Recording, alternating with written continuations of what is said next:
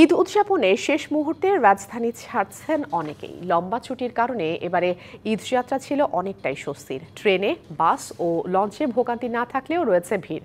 সন্ধ্যায় চাঁদ দেখা যাওয়ার পর ভিড় বেড়েছে আরও বেশি। তবে এবারের ঈদযাত্রায় হয়নি টিকিট নিয়ে কোনো কালোবাজারি।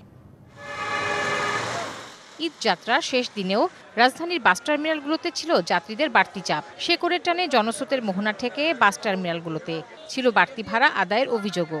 প্রত্যেকটা গাড়ির লোকেরা 500 করে লুক তুলতেছে বহনাটে, কিন্তু ওদের কোনো টিকিট নাই। আবার তারা পার্সোনালি লোকজন নিতেছে আমাদের চোখের সামনেই। খুশি লাগতেছে, কিন্তু তার সাথে বেশি কষ্ট হইতেছে। এই যে আমরা সিরিয়ালে দাঁড়ায় আছি।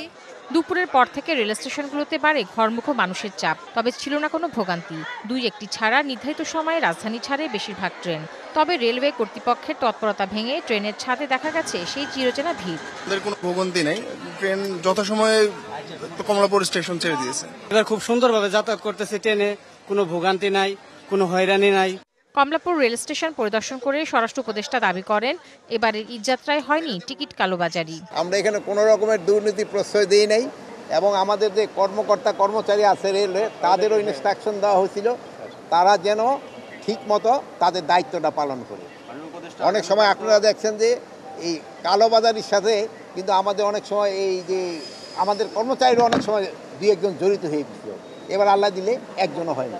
নারীর টানে ঘরমুখো মানুষের স্রোতে রাজধানীর একমাত্র লঞ্চ টার্মিনাল সদরঘাটও ফেরে পুরনো চেহারায়। তবে গত দুদিনের তুলনায় ভিড় ছিল অনেকটাই কম। বরাবরের মতো যাত্রীদের অভিযোগ ছিল বাড়তি ভাড়া আদায়ের। ঈদ উপলক্ষে যেভাবে একটা আগে যেরকম ভিড় ছিল বা আগে যেরকম চাপাচাপি করে অনেক যাইতে হতো, কিন্তু এই বছর না, এই বছর অনেকটা ফ্রি আছে দেখতেছি। এইবার অনেক বেশি ভালোই, মানে কোনো সমস্যাই নেই, গাদাগাদি নাই বা ওরকম ভোগান্তি দেখতেছি না।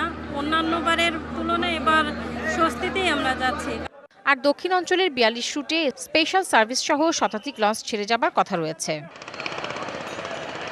তাহসিনা জেসি, ডিবিসি নিউজ, ঢাকা।